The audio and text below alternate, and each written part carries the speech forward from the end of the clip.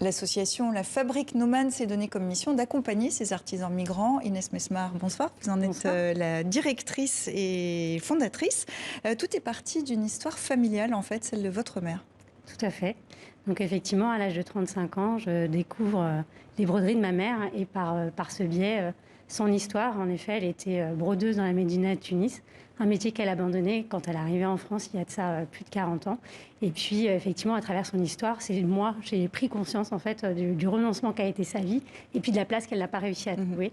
Et c'est comme ça voilà, que je suis partie enquêter pour rencontrer d'autres artisans. Oui, parce que vous êtes, vous, ethnologue de formation. Vous faites cette découverte au moment le plus fort de la crise migratoire en Europe. Donc, vous partez dans cette enquête pour voir un petit peu comment sont accueillis ces migrants. Et là, tout d'un coup, vous avez une intuition, on peut dire ça? Tout à fait. En traversant Paris, je me suis dit, en regardant ces campements qui étaient sur les territoires parisiens, je me dis sans doute que parmi eux, il doit y avoir des artisans qui, comme ma mère, sont en difficulté pour exercer leur métier et faire reconnaître leurs compétences.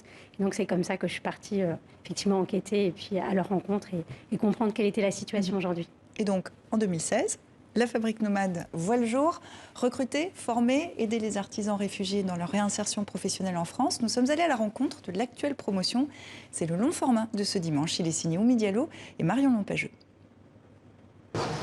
Dans cet atelier un peu particulier, nul besoin de parler la même langue pour se comprendre, le geste suffit. Tout doucement, pas trop fort. Ancien joaillier pour une entreprise suisse au Sri Lanka, Emanta n'a pas pratiqué depuis 10 ans.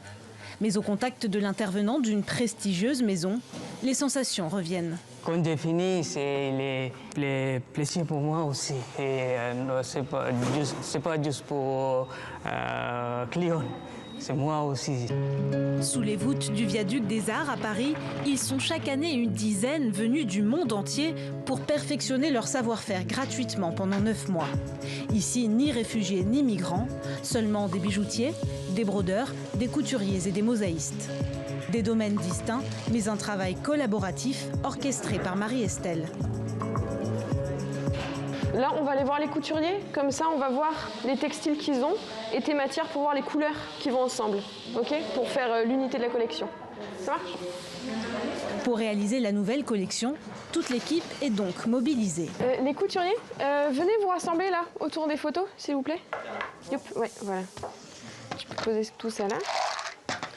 Donc ce qu'on a commencé à voir avec Faten, c'est que pour la collection, les créateurs ils ont commencé à regarder tous les matériaux qu'on avait pour, donc que ce soit en tissu ou en mosaïque, pour commencer à faire des rapports colorés.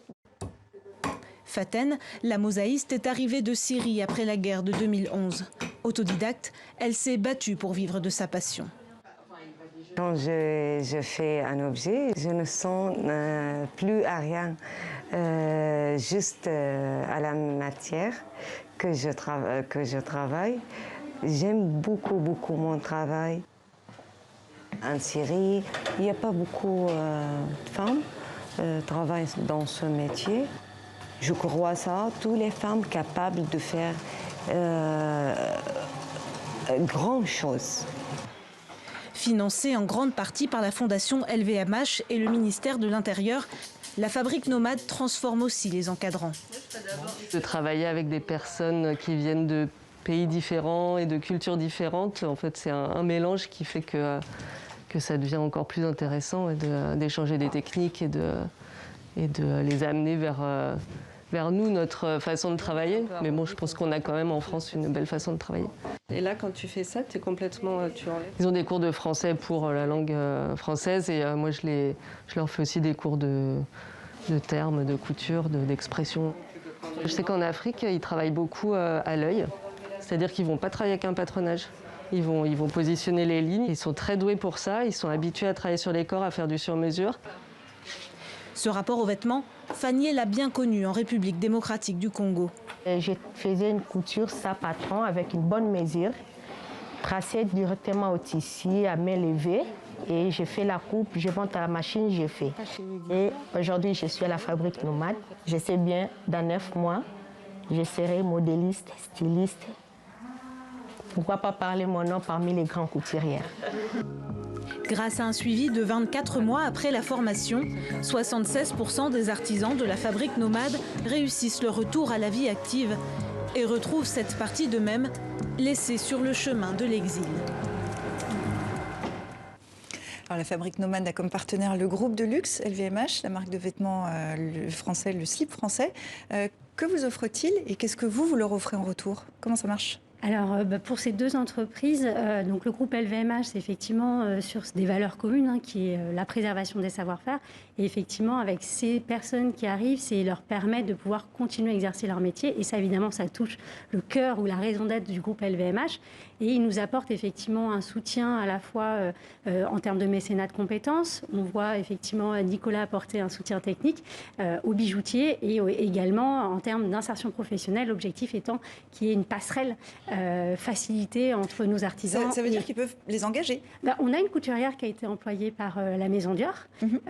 Et effectivement, l'idée, c'est effectivement de pouvoir créer ces passerelles entre nos artisans et puis ce groupe. Et vous, qu'est-ce que vous leur offrez en fait? C'est d'avoir accès à des métiers faits d'une façon différente qu'en France, par exemple? À la fois, c'est sur le partage d'expérience et d'expertise sur des métiers. Ils sont sur la préservation des savoir-faire. Donc, cette richesse qui arrive de partout dans le monde, et bien effectivement, le groupe LVMH, et ça les intéresse puisque ça vient aussi nourrir leur propre réflexion, leur métier. Et c'est un enrichissement mutuel. Donc, je pense qu'ils l'ont très bien compris. On l'a vu, les 3/4 des artisans ont ouvert leur entreprise ou travaillent dans le secteur, peut-être employés par ces groupes.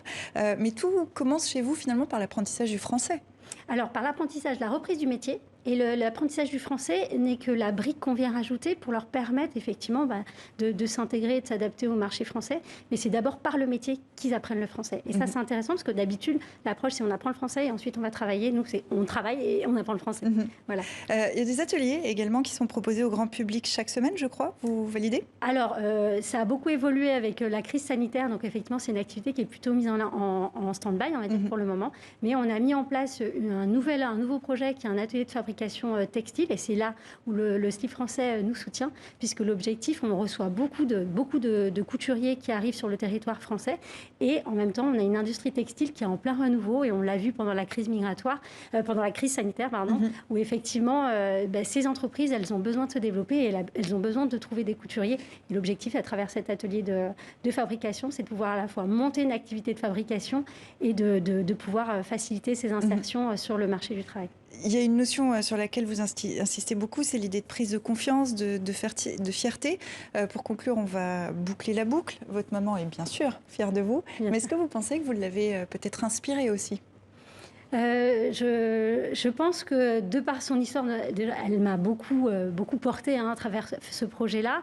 Et le fait que d'autres personnes aient pu trouver leur place, effectivement, ça lui a permis à elle de pouvoir retrouver cette valeur, cette estime d'elle-même, même si elle n'a pas pu continuer, elle, à faire son métier.